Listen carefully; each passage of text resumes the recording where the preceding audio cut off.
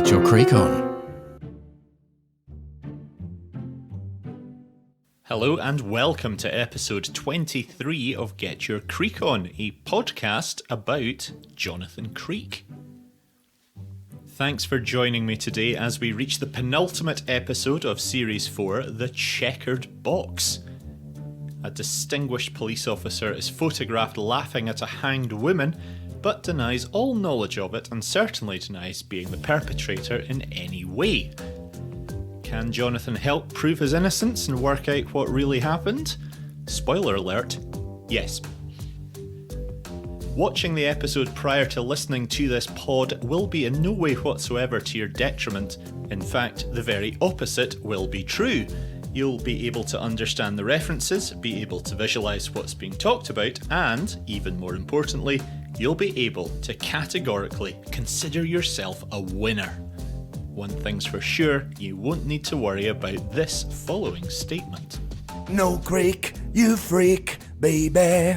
The Chequered Box aired on February the 21st, 2004. Did you know that the world's driest inhabited continent is Australia? This guy probably does, because he's from there. Episode synopsis.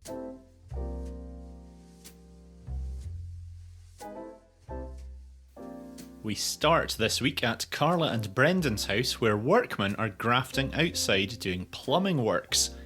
Brendan's eating breakfast in bed as Carla gets ready for a day of filming out and about with the police.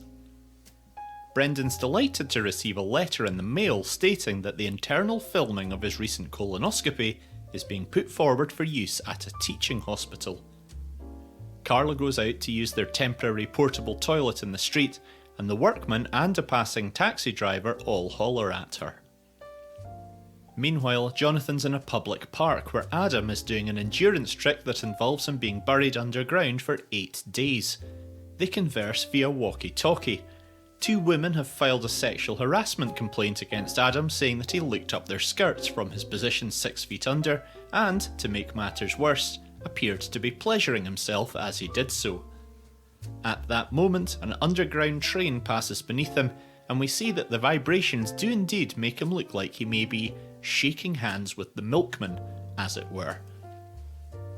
Out on the filming shoot in a hospital, Carla's following the suave and capable Detective Inspector Adrian Fell, who's investigating a motor accident in which 2 motorcyclists have sadly been decapitated. It turns out that the paramedic crews have matched the heads back up with the wrong bodies, a fact that D.I. Fell establishes by noting how the pair of them are of completely different ethnic origins. Later, he's called to follow up a suspicious sudden death, and Carla and the film crew go with. On the scene, a Sergeant Herbie Bryant says that neighbours reported hearing a struggle, and the dead man was subsequently found locked in his own bedroom, dead on his back. D.I. Fell inspects the room and concludes that he died of sleep apnea on account of the medical book on the table dog-eared on that particular page, and a loose walnut in the bed which should have been sewn into the back of the man's pyjamas to stop him rolling onto his back in the night. Outside, a photographer called Hattie is trying to take pictures of the scene, but Sergeant Bryant grabs her camera and disposes of the film, telling her to bugger off. Minutes later, Fell walks by a body bag and finds that Hetty is hiding inside to try and get further access. She's asked to leave and complains at how she isn't being treated as well as Carla is getting the same access, which isn't really much of an argument when you think about it, given Carla's a TV presenter with an accredited all-access credential, whereas Hattie is an annoying paparazzo. Later, in her car, Hattie's on the phone to someone who tells her that a message has arrived. It informs her that she should go to a particular building tomorrow night at 12:30, onto the 4th floor of the east stairwell, and to then look out of the window. At the TV studios later, Carla tells Jonathan all about D.I. Fell and how incredible he was. Jonathan asks an assistant to put a mannequin of Adam into a truck, then takes a call from the man himself, who tells Jonathan all about his latest stunt, which Jonathan does not like the sound of. The next night, Hattie travels to the high-rise building as instructed. She looks out of the designated window and through the zoom on her camera, sees a woman hanging from the roof of an office in the adjacent building. As she's taking snaps of this concerning panorama, D.I. Fell appears in the office, takes something from a drawer, and smiles to himself before dropping his used chewing gum into a plant pot. He wipes the place clean of his fingerprints, walks across the room to the hanging woman, and sneers at her before switching off the lights and leaving. Hattie gets onto the phone and is telling someone about what she's just seen, but the signal drops out. She stops and phones back on a payphone, but as she's talking, someone steals her car.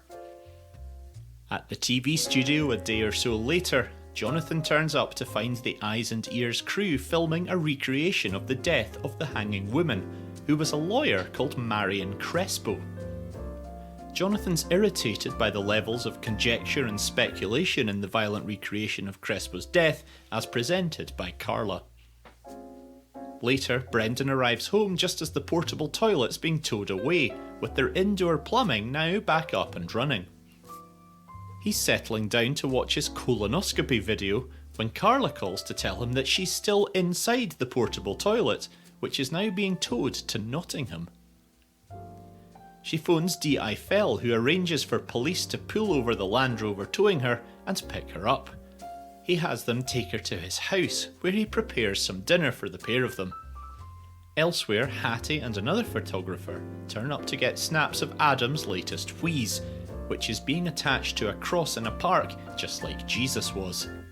Well, Jesus wasn't in a park in North London, but you know what I mean. Hattie recognises Jonathan and tells him that she knows who committed the Marion Crespo murder. He suggests that she ought to go to the police if that's the case, but she then reveals that she can't because it was D.I. Fell who did it. She says she has evidence in the form of the photos she took, but that they are somewhere in her stolen car. At D.I. Fell's, he and Carla finish dinner, and she takes a call from Jonathan in which he tells her to beware her host because he could be a murderer. She tries to leave, but he insists on them having a cup of coffee first. He then starts talking in a weird and unsettling manner about death, and mentions that his wife recently passed, before he starts stroking a small wooden box with his finger.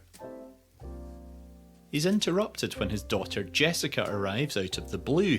She and Fell have a tetchy exchange, and Carla leaves in a cab arranged and paid for by Fell, whom she promises to repay tomorrow. However, she has the cab stop just round the corner, so she can get out and eavesdrop on the argument between Fell and his daughter at the living room window. Fell tells Jessica how the pair of them have a contract with Mr. G, whatever that means, and then refers to the wooden box again, handing it to her and saying that they have to do this. He then closes the curtains before Carla can see any more. As she leaves, she takes one of his bin bags and goes through it back at the office. Jonathan turns up as she explains that she's looking to see if there's any chewing gum in the garbage to compare to the piece he dropped in Marion Crespo's office. She tells Jonathan about her evening with Fell as he looks through some of the newspaper clippings about Marion Crespo. Some of these refer to a case she worked on a few years back in which D.I. Fell was involved. Jonathan notices that a key witness was in fact the walnut appendage pyjama man who was found dead in his bed. It looks like these two incidents may be connected somehow. They go back to the guy's flat and inspect the bolts on the door, the bed and the pyjamas. They do an experiment where Carla puts on the pyjama top to see whether the walnuts sewn in the back does indeed stop her from rolling onto her back. Jonathan deduces that the man did not die alone of sleep apnea and was in fact suffocated by someone, and the bolts locked from outside the room using string-soaked paraffin that was then burned off in order to make it look like the guy was alone in a locked room.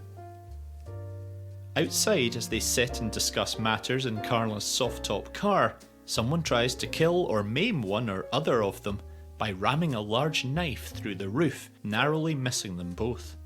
Things are getting serious. At the studio the next day, Brendan has brought in D.I. Fell to discuss the latest developments, to Carla and Jonathan's shock. Then Bryant turns up with Hattie, whose photos have been found. Fell is confronted and appears banged to rights, so he lays it all out. He claims he received a message from Marion Crespo about Jessica, his daughter, who'd previously had problems being involved in crime. Sworn statements had come into Crespo's possession naming Jessica as a key player in a drugs ring. He went along to her office and, as Crespo wasn't there, helped himself to the offending statements so that nobody else could act upon them. He admits to throwing his gum into the plant pot in the corner and then wiping the place down so that no one knew he'd been there. Bryant cuffs Fell and takes him out to the police car, but Fell surreptitiously switches off the child lock as he's being put into the back seat. Jonathan mentions to Carla that it's odd how Fell says he put the gum in a pot in the corner when it was found in one in the middle of the room. He then takes a phone call about Adam, whose large cross has slipped over onto a dangerous angle, leaving him dangling over a pile of manure. Elsewhere, Fell takes his chance at some traffic lights and bails out of the police car, running off down the street. At the park, Adam falls to the ground and is carted off in an ambulance. At least, he's meant to be, but they accidentally and somehow take his mannequin instead, which the doctor at A&E is astonished to realise upon its arrival. At Fell's house, Jessica takes a phone call about her dad and is then amazed to find him standing there at the door, handcuffs still on, a moment later. Rather than try and explain himself, he instead again refers to that weird little wooden box. Jonathan and Carla head up to Marion Crespo's office, but are ominously followed by the most ominous of ominous cars, a black BMW. In the hallway outside the office is a pile of decorator's equipment, and this gives Jonathan another clue. We then see Fell climbing up the stairs of the other tower, the one Hattie was in the other night. Jonathan and Carla look around Crespo's office as a man we're led to believe is Fell prepares to fire a rifle. Bullets rain down on the pair of them as they fall to the floor, and then we see that Fell in fact apprehends the gunman.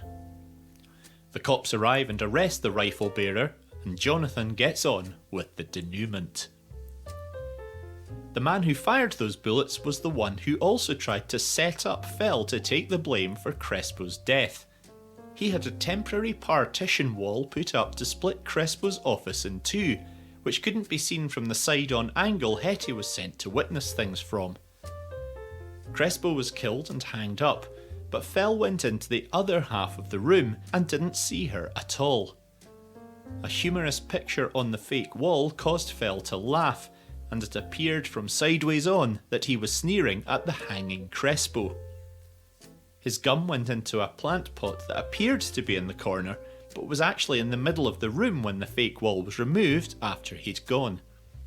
It turns out Fell's actually a very religious bloke who would never take the life of another person, and the Mr. G he's previously been referring to is God. The wooden box contains a Bible, and he's been trying to get his wayward daughter Jessica to become a hardcore Christian just like him in order to turn her life round. We end at Carla and Brendan's house, where she is disgustedly watching what she thinks is the colonoscopy video, but is in fact footage of their drains being investigated. Brendan opens a letter stating that his colonoscopy video has been selected, but his joy is short-lived when it becomes clear that it was actually an operation carried out on a woman called Brenda Baxter instead, hence the presence of fallopian tubes.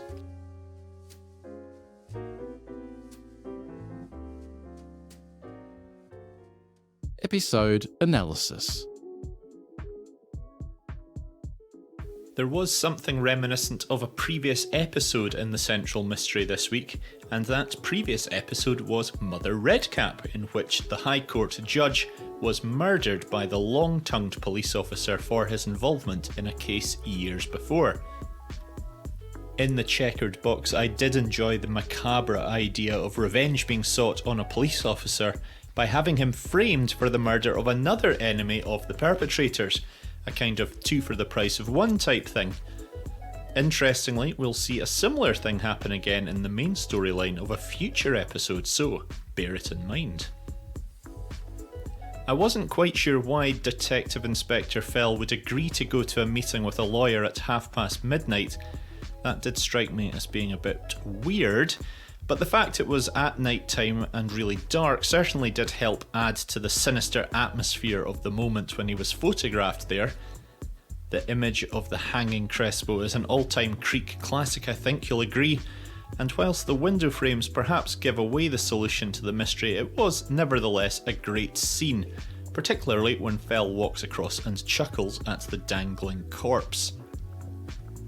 The stuff with the Chequered Box itself and the Bible within and the God business and whatnot felt a little bit over the top, and I'm not sure any stringently devout Christian would refer to him as Mr. G, but I guess it was an excuse for some overwrought hyperbole that a non-religious person would never have delved into. Fell was portrayed by Colin McFarlane, who's probably best known for roles in The Dark Knight and Batman Begins, but to me is most fondly remembered for his ensemble role in The Fast Show. Steve Spears played Sergeant Bryant, Myra McFadden played Hattie, and none of the other actors really merit a mention beyond that because their roles were not really substantial enough.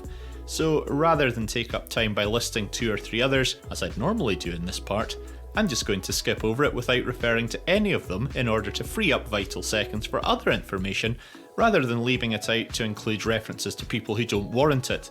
By making this decision and treating every word as a prisoner, it does ensure that everything I cite or discuss is very worthwhile and useful, and no part of this section is superfluous or filler material, which is a technical term for content that doesn't really serve a meaningful purpose. I can't recall whether I've mentioned it previously, but I have really been enjoying the music so far in Series 4. The playful tunes during the scenes with Brendan are great, and the dramatic refrains in scenes such as the revealing of the hanging woman really helped to build the atmosphere in this episode, but without ever being overbearing or intrusive.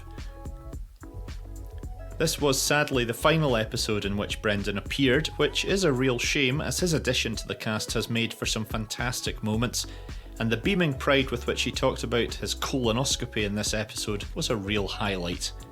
Godspeed, Mr. Baxter, and thanks for the memories. There was humour to be found in the Adam Klaus storyline as normal, with the stunts he was pulling no doubt being references to the stuff David Blaine was doing around that time. The mannequin being taken away to the hospital instead of Adam himself was ever so slightly stupid and completely implausible, but it did offer a nice comic moment when the head was pulled off by the doctor, who interestingly was played by director Sandy Johnson, who's appeared on screen twice before, once in No Trace of Tracy as a paramedic when he saw the frog being pulled out of Toby Flower's mouth, and as a urinal user in Time Waits for Norman, where Maddie asks him whether he's ever seen a transvestite before. The celebration of Location Information Station.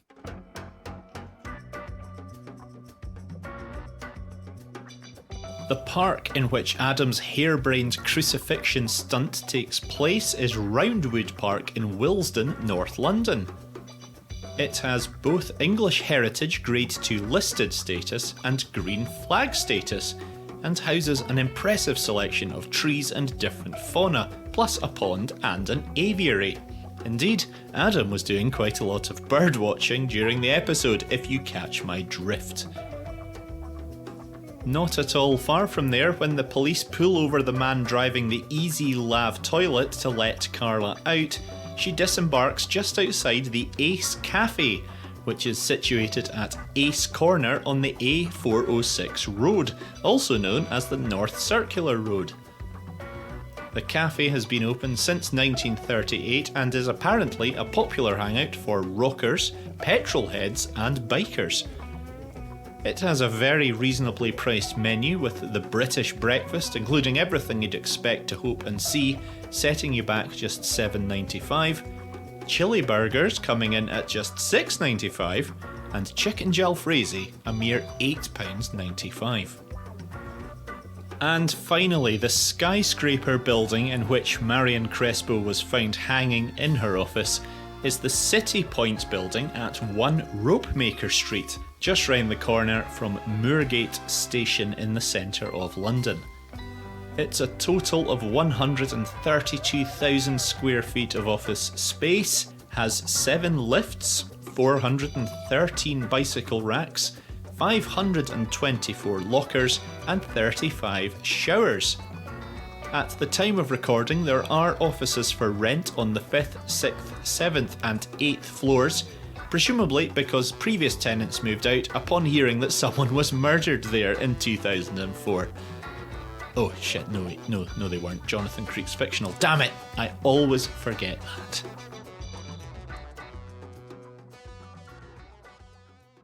Creek Connections.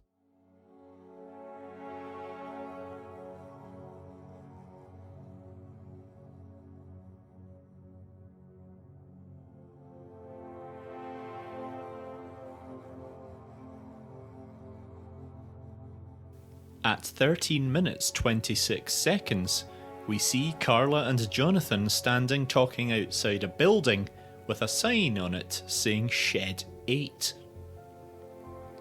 The band Shed 7 were popular mainly in the 90s and were formed in the city of York. The nursery rhyme, The Grand Old Duke of York, is most commonly thought to be about Prince Frederick, Duke of York, and second son of George III. George III led Britain to victory over France in the 7 Years' War, the end of which was signalled by the signing of the Treaty of Hubertusburg in February 1763 at Hubertusburg Castle in Austria, construction of which started in 1721 at the behest of the King of Poland, Augustus the Strong. Augustus the Strong liked to live up to his nickname and show off just how powerful he was by breaking horseshoes with his bare hands. The lawn game Horseshoes is overseen by governing body the National Horseshoe Pitchers Association, whose president at the time of this recording is Gary Roberts from Pike County in Ohio, the second largest town in which is Waverley City. Waverley is the name of the first prose novel written by Sir Walter Scott, who, at the age of 12, started studying classics at the University of Edinburgh. The University of Edinburgh's student newspaper was founded by Robert Louis Stevenson, whose famous book Treasure Island was published on the 14th of November 1883, the same day that a National Library of Congress was established in Santiago, Chile. The Chilean road sign warning drivers not to block a box junction shows a red circle over the image of a car waiting in a checkered box painted on the road. Chequered Box, this week's episode title. Holy smokes. Another Creek Connection next time.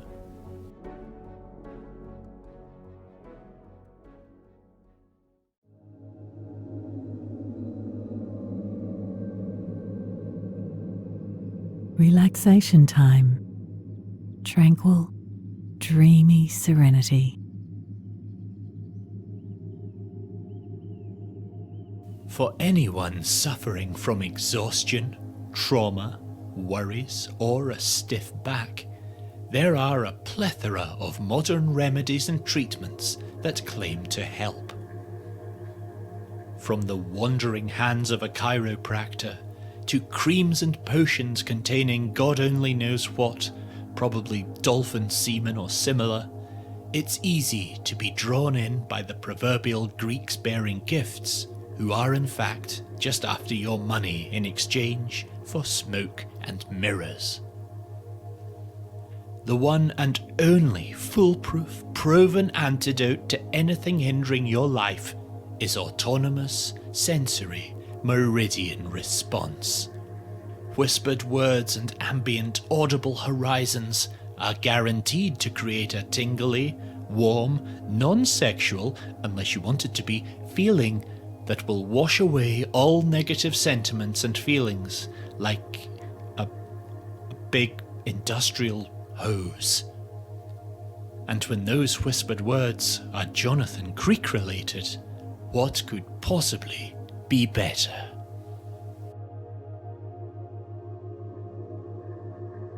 The fake partition wall in the office was the crux of the whole trick, but in the flashback where it was being done, we clearly saw that the sheets of plasterboard were not tall enough to reach the ceiling.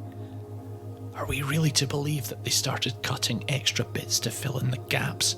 I mean, have you ever tried working with plasterboard?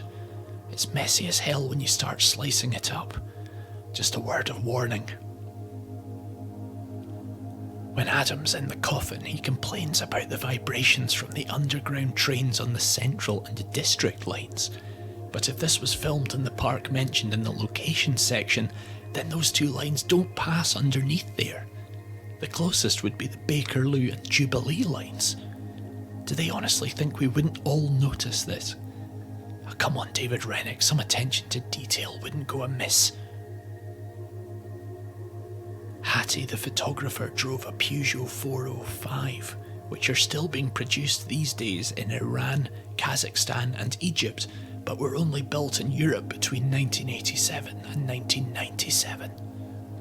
As of 2012, there have been over 4.6 million of them sold worldwide.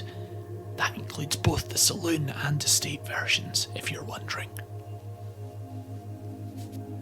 When Carla was impressed by Phil's policing abilities early on, it was reminiscent of the episode Black Canary, when Maddie was enthralled by D.I. Gideon Pryke.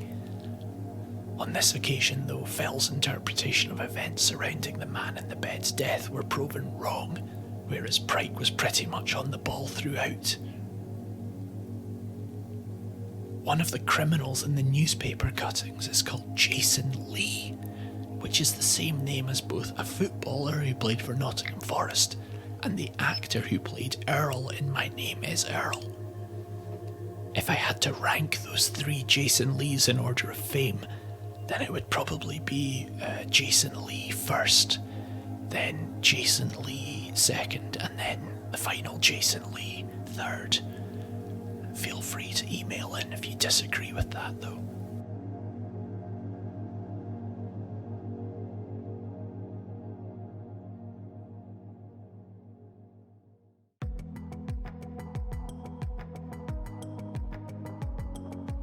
Thank you very much for listening to this episode of Get Your Creek On. My fingers are crossed that you've enjoyed it and that you've enjoyed all previous episodes. If you haven't been enjoying it and have persevered through all 23 so far, then why? Who the hell's forcing you?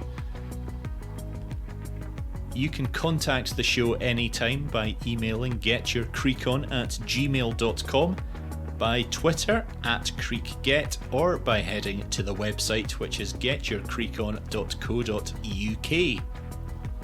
Please do leave a 5-star review wherever you get your podcasts, as it'll help more people find, listen to, and hopefully like Get Your Creek On. The next episode is the last of Series 4 and the final occasion on which we will spend some time with Carla Borrego.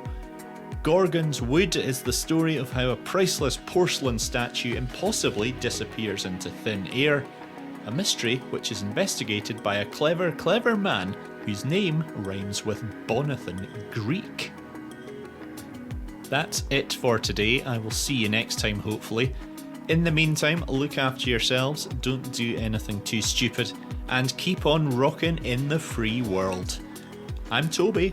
Bye for now. Thanks for listening to Get Your Creek On.